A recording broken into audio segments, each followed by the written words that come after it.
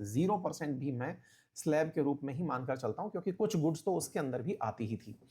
और इसका तय किया गया कि इन टैक्स को 3 स्तर पर कलेक्ट किया जाएगा, सेंटर स्तर पर, राज्य के स्तर पर, और दोनों मिलकर के इस तरह से टैक्स का कलेक्शन होगा। अल्टीमेटली जिस राज्य ने जो चीज प्रोड्यूस की है उसे उसका लाभ मिलना चाहिए, ये सोच करके ही टैक्स को राज्यों के साथ डिस्कस किया गया था, और यही हुआ। हमारे देश ने बखूबी 2017 से लेकर अब तक टैक्सेशन में जीएसटी का भरपूर तरीके से उपयोग किया। ये कहिए कि राज्य सरकारों द्वारा, केंद्र सरकारों द्वारा जीएसटी का जो कलेक्शन हुआ, उससे हमारे देश के अंदर काफी सारा टैक्स कलेक्ट के साथ प्रोग्रेस की राह हम लोगों ने पकड़ी। ठीक है साहब। अब आने वाले समय में दिक्कतें ये आने लगी थी कि बहुत सी वस्तुएं ऐसी थी जो लोगों को ओवर टैक्सड लगती थी, या तो 18% में, जैसे हमारे कोर्सेज जितने भी हैं उन सब पर 18% टैक्स स्लैब लगा करता था। जब आप पढ़ा रहे हो, 18% सरकार को टैक्स पे कर रहे हो, तो अपने आप में शिक्षा को महंगा करने जैसा था। हालांकि अभी तक क्लैरिटी नहीं आई है कि इस पर सरकार ने क्या स्टैंड लिया है, लेकिन हाँ, टैक्सेशन के जो स्लैब थे वो कहीं ना कहीं बुनियादी चीजों को बहुत महंगा किए हुए थे। लंबे समय से डिमांड थी कि इन चीजों के अंदर कमी आए, और यही हुआ।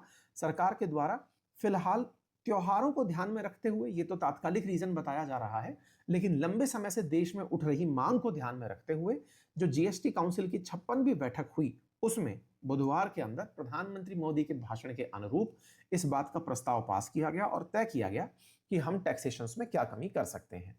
ये यहां पर आपके सामने कुछ तस्वीरें हैं जिसके अंदर इस बात की जिक्र निकल करके आई थी। ठीक है। अब 2 टैक्स स्लैब होंगे, 5% और 18%। जीएसटी स्लैब जो 12% था और 28% था, उसको समाप्त कर दिया गया है, और विलासिता और हानिकारक वस्तुओं के लिए एक अलग से टैक्स बनाया गया है, स्लैब बनाया गया है, जो कि 40% होगा, और ये 22 सितंबर से लागू होगा। आपके सामने ये पीआईबी की न्यूज कटिंग है और ये निर्मला सीतारमण जी का बयान है।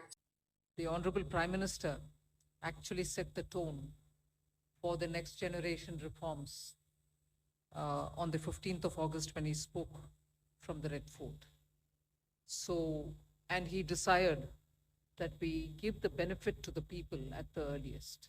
He mentioned Deepavali, but I'll go through the decisions in detail a bit, but this reform is not just on rationalizing rates.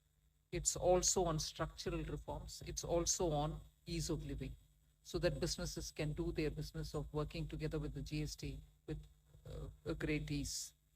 So we have corrected inverted duty structure problems. We've resolved classification related issues, and we have ensured that there will be stability and predictability about the GST. Rate rationalization, of course, we've reduced the slabs. There shall be only 2 slabs, and we are addressing also the issues of compensation cess. Ease of living, simplifying registration, return filing, and refunds. I'm not getting into greater details, you'll get to know about it. But then these reforms have been carried out with a focus on the common man. Every tax levied on common man's daily use items have gone through a rigorous looking into, and in most cases the rates have come down drastically. Labor intensive industries have been given a good support. Farmers and agriculture as a whole will also benefit by the decisions we have taken today. Health related also will benefit. So the key drivers of economy have been given a prominence. And much before I get into the details, I want to thank every member of the GST Council, every finance minister who attended the GST Council today. There was no absence. Everyone was present. We've had a day-long intense discussion, but I'm grateful to each one of them.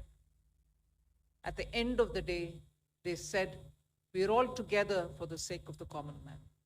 Nirmala Sitharaman ji ने mention किया कि जब प्रधानमंत्री ने लाल किले से कहा ही था कि हमें लोगों तक बेनिफिट पहुंचाना है, तो बस उसी एग्जीक्यूशन में ये लोग निकल पड़े। तो देखिए प्रधानमंत्री ने क्या कहा था। साथियों, इस दिवाली में आपकी डबल दिवाली का काम मैं करने वाला हूं। इस दिवाली में आपको एक बहुत बड़ा तोहफा देशवासियों को मिलने वाला है। पिछले 8 साल से हमने जीएसटी का बहुत बड़ा रिफॉर्म किया। पूरे देश में टैक्स के बर्डन को कम किया। टैक्स की व्यवस्थाओं को सरल किया।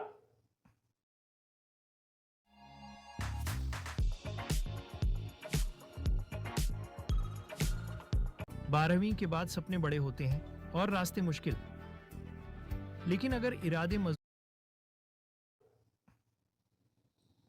प्रधानमंत्री ने अपने द्वारा इस बात की जानकारी कल ट्वीट पर भी दी कि मैंने इंडिपेंडेंस डे की स्पीच में ये बात मेंशन की थी कि नेक्स्ट जनरेशन रिफॉर्म जीएसटी के अंदर लाए जाएंगे और उन्हीं को सरकार ने ध्यान में रखते हुए अब कर दिया है। जीएसटी काउंसिल की हुई बैठक में MSME, farmers, common man, middle man, women, youth, इन सबको ध्यान में रखते हुए टैक्स स्लैब्स के